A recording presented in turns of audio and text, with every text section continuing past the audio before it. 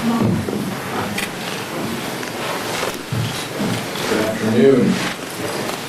First, I want to congratulate all the Democratic candidates who won last night. We're now one step closer to taking back the majority. The Democrats are going to win big in November because we're laser focused on issues that the American public cares about. From bringing down the high cost of living to improving access to quality, affordable health care and protecting our fundamental freedoms, Americans know who has their interests at heart, and they know this Republican majority does not. For over a year, Donald Trump and House Republicans have consistently disregarded the needs of hardworking families. In the Trump economy, families are struggling to afford groceries, gas, and health care. But rather than using their powers to help people, what they've decided to do is, just this week, offer $70 billion, a blank check for ICE, while gutting health care and food assistance programs and refusing to end costly conflict with Iran. And instead of lowering costs for Americans, Trump single-handedly is dividing his own party through his retribution campaign. He's nominating unqualified yes man to be his intelligence community chief, and he's making America's 250th birthday entirely about himself. The American people are paying attention, and they know what is happening, and they know this is not what they voted for. They voted to lower costs, and what they got was higher costs and chaos. People are working harder just to stay afloat while they watch Trump and his inner circle continue to enrich himself through backroom deals and stock trading and no-bid government contracts. Americans are ready to put an end to Trump and Republican corruption, and Democrats are stepping in. Democrats believe Americans' hardworking tax dollars should go to making people's lives better, not just to enrich Trump and his family. We'll keep fighting to ensure that that happens. Vice Chair Ted Lieu. Thank you, Chairman Aguilar. I want to thank the White House for repeatedly putting the National Economic Council Director, Kevin Hassett, on TV, because Kevin Hassett is really helping Democrats with our messaging. This is what Director Hassett recently said on national TV. Quote, "People are spending more on gas, but they're also spending more on everything else, not just groceries, but restaurants and so on." Kevin Hassett, you're exactly right. People are spending more because guess what? Inflation is up. Inflation is higher now than it was when Trump took office last year. Grocery prices are up, gas prices are up, consumer products are up. And what is Trump focused on? Putting his face on a $250 bill, putting his face on U.S. passports, and putting his name on airports. We ask Republicans and the Trump administration to do what the American people want, which is to lower costs. Now, I want to talk about another issue, which is the United States Supreme Court. There's this case in Alabama where the legislature has proposed a map that a panel of 3 federal appellate judges who are conservative put an injunction on. 2 of these federal appellate judges were appointed by Trump himself. One was initially appointed by Ronald Reagan. And they said that this map was based on intentional racial discrimination. The Supreme Court recently lifted an injunction on that map and is allowing this racist map to go into force in Alabama for this year's election. That is unconscionable and shows that the current Supreme Court is out of control, out of touch with the American people, and acting in a purely partisan manner. This is the most corrupt Supreme Court we've seen in our history, and reform is going to come next year. Questions? Mike? Thank you, Mr. Chair. This came over from the Senate where they're taking a procedural vote to move forward on the reconciliation bill over there. They dropped the ballroom funding, and Todd Blanche yesterday said that they won't move forward with the so-called weaponization fund.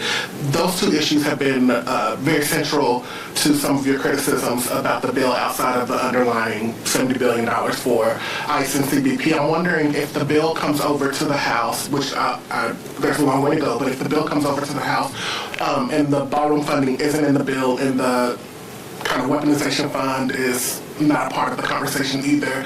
What's your message to the American people about the opposition the House Democrats still have with the second reconciliation bill that Republicans are trying to put forward? Our opposition has always been based about the substance, giving a $70 billion blank check to ICE, who has a history of brutalizing, terrorizing communities, killing U.S. citizens, is not what we should be doing. That those agencies need accountability and oversight. We should not be giving them more resources without also conditioning accountability. That was the basis behind our opposition before, and it will continue to be the basis of our opposition. Now, what Senate Republicans did was they tried to put one over on the American people and added some language here and some language there that were incredibly, even objectionable to Senate Republicans, which is a stretch. But that's the only reason why they're pulling back now, is they divided Republicans on these issues, and those issues have zero support among the American people. So we're going to continue to talk about this, especially the weaponization fund, because all of the language that they have put out still leaves them quite a bit of flexibility to move forward with this. Maybe after June 11th, when the judge indicated that they could do anything too. So that's going to continue to be our objection, and I think that even some Senate Republicans still have some objections, but we'll see how that afternoon goes. Thanks. We saw New York City Mayor Mamdani endorse against the chair of the Congressional Hispanic Caucus, Congressman Espaillat, the other day. As a member of the Hispanic Caucus, what's your reaction to this? And do you think the mayor is making the wrong political calculation here?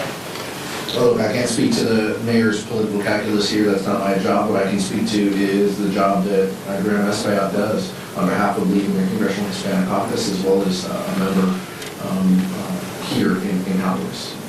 This is someone who has continually and consistently fought ICE in New York and has been incredibly public about visitations and pushing back on the detention facilities that they have and ensuring that communities have voices. He's a great member, a valued asset to the Democratic caucus, and I'm confident that he's going to win.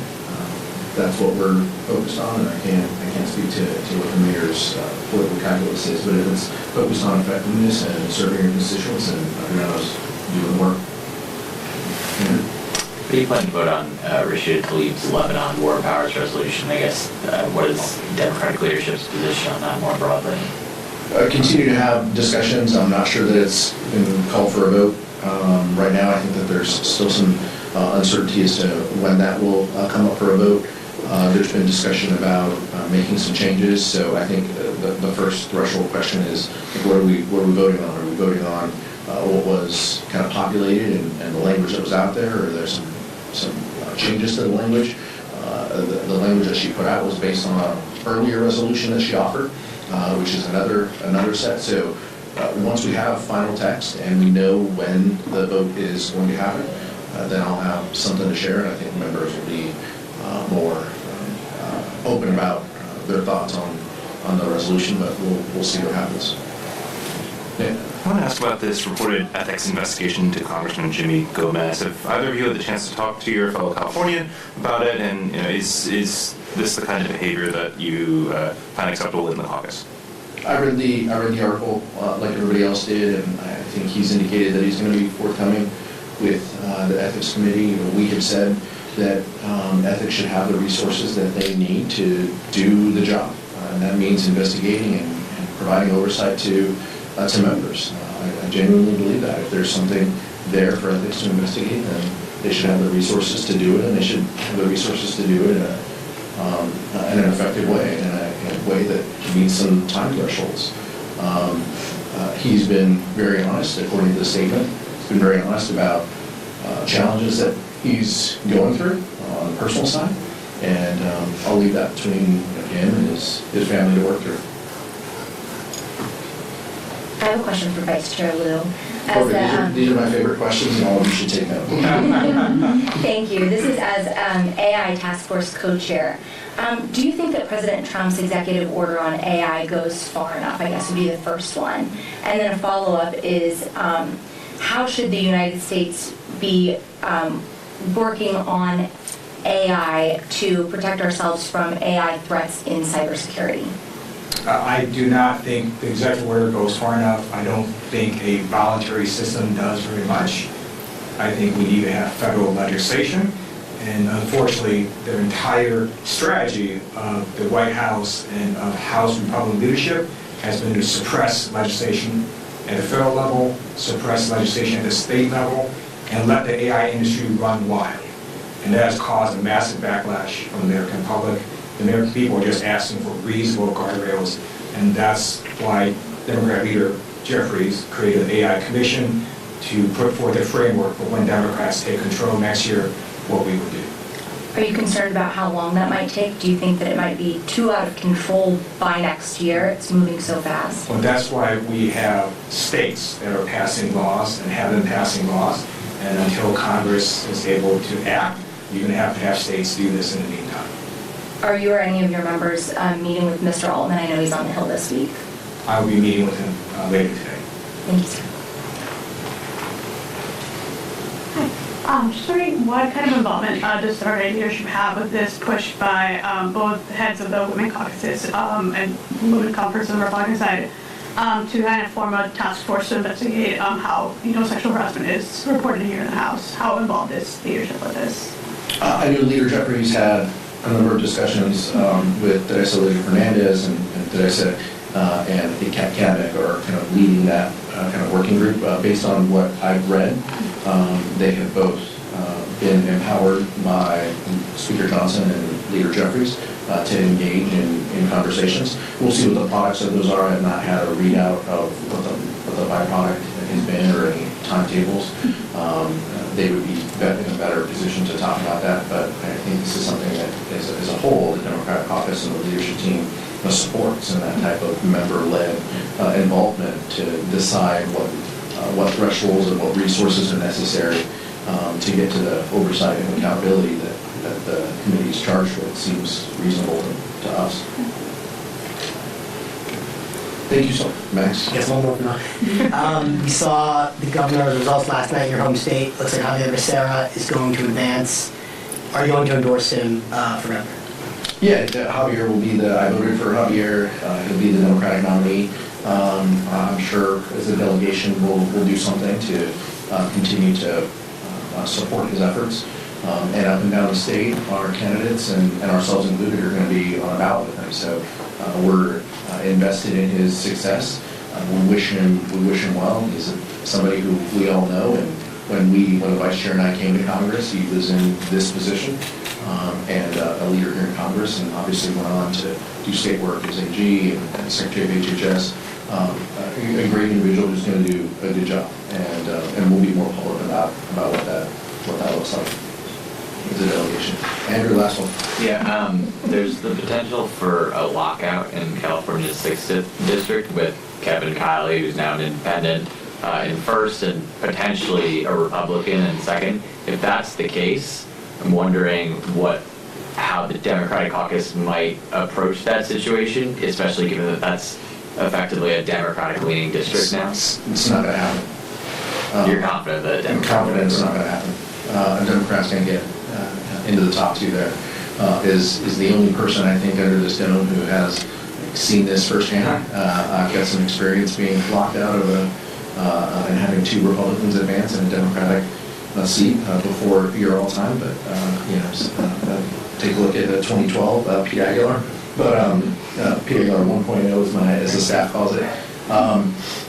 And so I'm confident that Dr. Pham will get into the top two. And he'll have the support of the Democratic caucus as soon as the ballots are counted. And I know that's frustrating for some Republicans who don't believe in vote by mail and don't believe in everybody having an opportunity to exercise their right to vote. It takes some of these counties a little longer than others, and a little longer than we would like. But as long as they get a free and fair opportunity and get the count right, that's the only thing that matters. And so I'm confident Dr. Khan will get the top two. Sorry to belabor this. You said you kind of referenced it there. Do you think it's time for California to make changes about how it counts its votes? I think that the federal government can play a role and offer more resources to counties, obviously, to help. I think that each counties have different processes and rules, and I think the state needs to play a role in kind of consolidating some of those timelines and thresholds.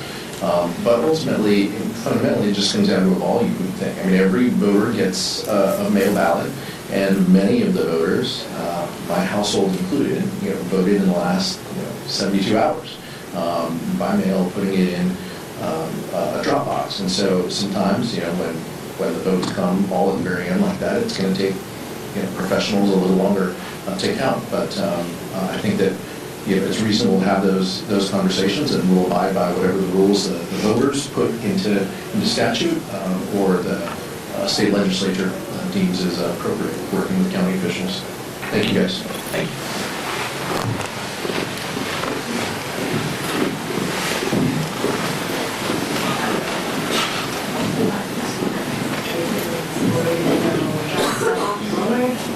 We're going to go to Sip Club. Welcome to join the Sip Club.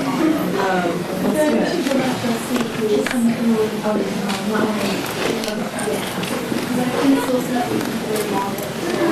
it.